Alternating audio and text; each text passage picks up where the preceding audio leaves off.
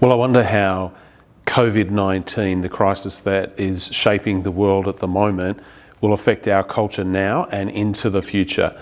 And so in this video, I want to unpack how some generations have been shaped by world events and how COVID-19 might shape this generation and generations to come, as well as our culture for decades to come.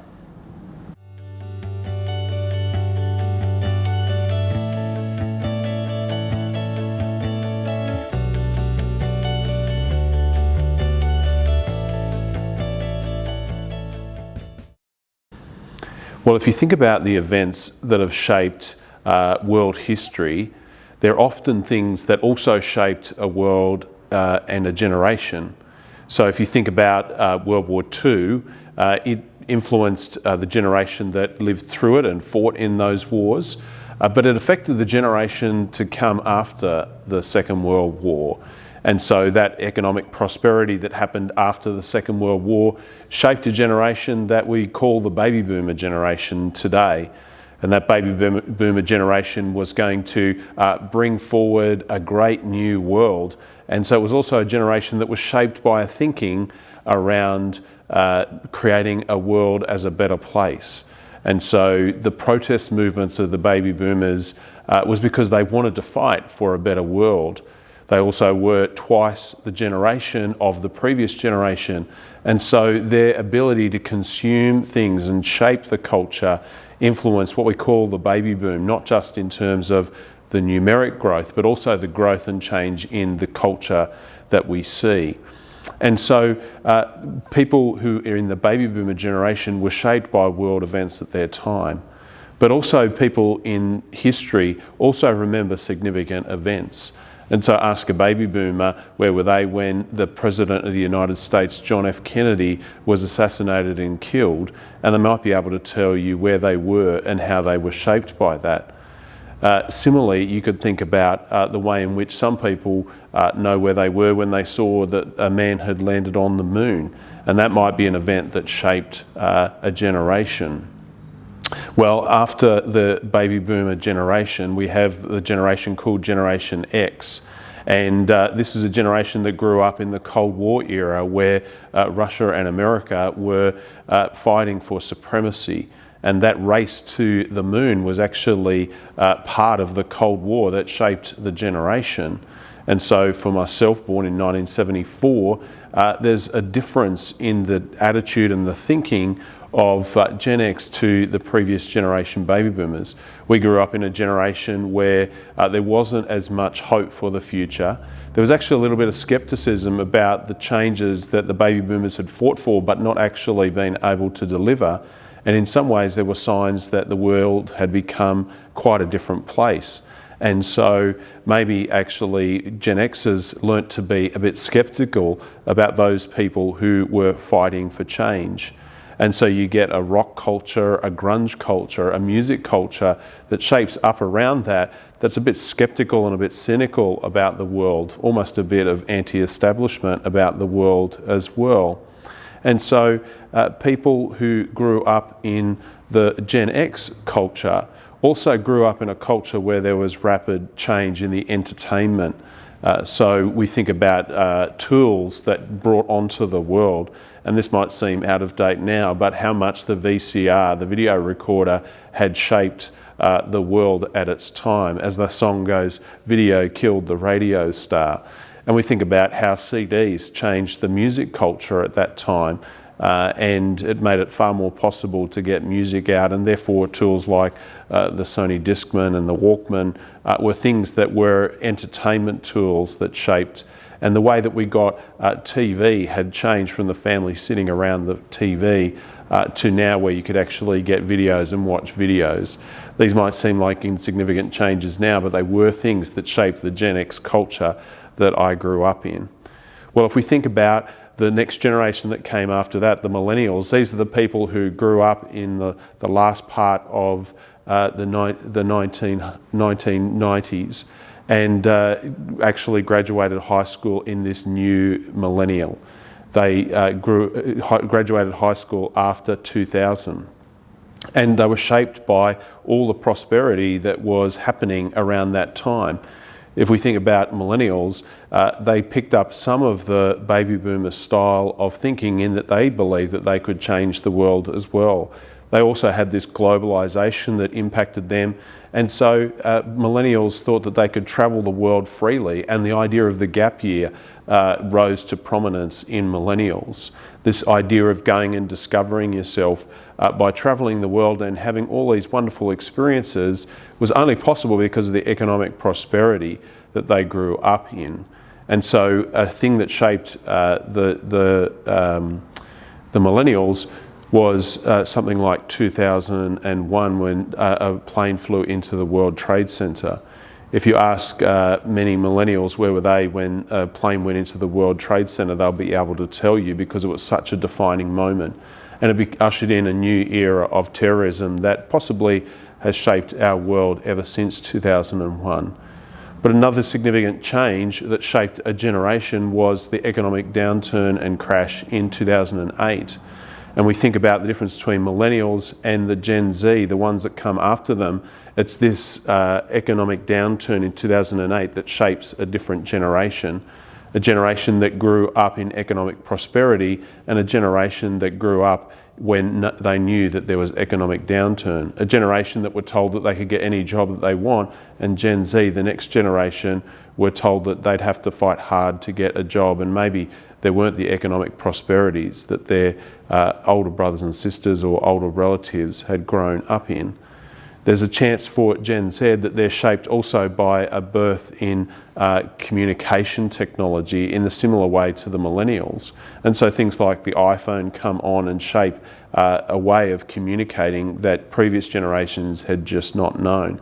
So we talk about millennials and Gen Z both being digital natives, and that's because it shaped the digital growth of communication, shaped those generations. And so in many ways, we're now in 2020 at a transition point. If the rate of change between generations is shrinking from 20 years down to 10 years, you'd almost be saying that we're at a point of changing a generation. And it's events like COVID-19 and all the events that I'll list in a moment that are shaping this change in the generations, but also shaping our culture for years to come, decades to come. So how will COVID-19 shape this generation? How will it shape our culture going forward from here? Well, think about global travel. One time, people thought global travel was a luxury because it was such a thing that was expensive, and so baby boomers would have saved up a long time for an overseas travel. People in my generation, or even the millennials, almost saw overseas travel as their fundamental right. And now we see that borders are closing and that international flights have dropped by 80%. This will shape a generation to come. This will shape our culture for years to come. Where we might have been seeing a rise in globalism, we now see a rise in nationalism as people actually close their borders and work out how their health system will deal with this COVID-19 pandemic. And so we think about our shopping centres and our grocery stores at this time. Perhaps not since World War II have people seen shelves so empty in the grocery stores. And you wonder what this will do to our children and their thinking about this. They will remember the days where they went into a shopping centre and the shops were empty of toilet paper. They'll remember this for decades to come. We also have to think about the economic downturn that's happened at this time, and some of the things that have happened on the stock market are things that we haven't seen since 2008, or even the recession that hit in the 1980s. You see, these things in the economic downturn will shape the way in which people are able to get jobs, be able to start new businesses, and therefore this will change our culture. This will shape our culture. But we also think about this new term that we've learnt in this last few weeks called social distancing or social isolation. People going into quarantine is something that we would think would happen overseas somewhere when Ebola or some really extreme thing would happen, and now we see that happening in our own backyard. This is going to shape a culture and shape a generation to come. But these are things that will be a new reality for us. And we can't underestimate the impact that this will have. And therefore, what we need to do at moments like these is talk to people. We need to draw closer to people. We need to unpack the fears that they have. And so if you're in the communication space, or you're a public speaker, or perhaps you're a leader at this time, my encouragement to you is that you would help people to unpack their fears and shine a light in the darkness, because it's when people are isolated that they feel most fearful. And yet there are things that we can do to make people feel more connected. We've said that there is a generation that grew up as digital natives. Well, maybe it's time for all of us to learn to be digital natives. Maybe we can use the digital tools that are available to us, like video, or like our communication tools such as Viber and WhatsApp and all the other messaging apps that there are available, to actually build connection with people in a way that maybe we've known that it was possible, but we've just been a little bit lazy about getting there. And so perhaps at times like this, we actually need to draw closer to people and use the digital tools to actually build connection with people. Well, maybe that sounds like a lot of hard news for us to handle, but I really believe at such a time as this, it's the time for the church to shine. The church, which throughout the centuries has always moved closer to people during a moment of crisis, has always sought to care for the poor and the needy and the marginalised, the lost and the hurting, because Jesus did that in his ministry. And perhaps this is the time for the church to shine. And so I'd encourage you to think about ways that this might be a time for the church to shine, not only in just offering pastoral care, but perhaps it's actually been a wake-up call. We've had digital tools for so long, and yet many churches are still operating like it's the 1960s. And I've noticed this week, as many church and public spaces have closed down, there's been a jump to online tools, and it's long overdue. And so maybe we might think about using digital communication to reach people in ways that we've always known is possible, we've just never had the trigger to go and do it. Maybe we also might be starting to record more videos such as this, and being able to access digital tools to get video to people in their homes during these periods of isolation. Perhaps we might be able to create more online tools for pastoral care. And it might seem the best option is to have face-to-face pastoral care, and that will still always be the best option. But maybe we can use digital tools to back us up in that, and people can access things digitally on demand in the same way that they watch their TV now on demand. Perhaps we can offer prayer support to people without having to be in the same room as them, and we can actually pray for them and hear their prayer requests through the digital tools that are available to us. Well, most importantly, I think as church leaders, as church members, as all of those who are followers of Jesus, at such a time as this, we actually need to step closer to people. We need to come into closer relationship with people, even if that means physical distancing, and I understand the social distancing that's happening around this time, but it might be a way for us to shine light in the darkness.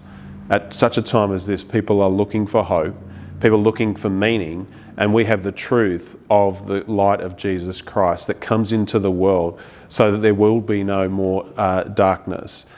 But it's also important for us to remember that Jesus is the hope of the world, and Jesus says that he will build his church and the gates of hell won't overcome it, and we need to hold on to that truth and that reality today. And perhaps in these days the church will look more digital than it will look like a physical brick building like the one behind me. But it's important for us to remember that Jesus shines a light in the darkness, and the darkness won't overcome it. So stay safe, and every blessing to you, and I hope that you have a great season of ministry, even though it's changing in these times ahead.